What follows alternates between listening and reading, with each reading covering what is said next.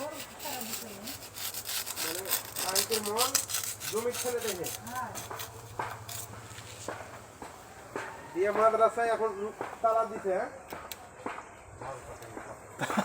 মাদ্রাসা ট্যাঙ্কি না ভালোই তো দেখে এটা কি খারাপ?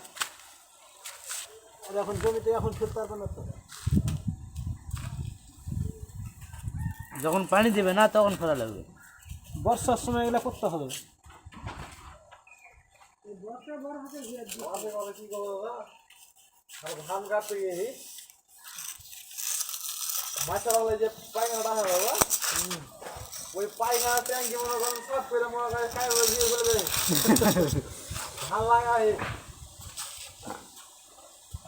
আর ওই কাটতে গিয়ে মানে আলা দিয়ে তো ধান কাটছি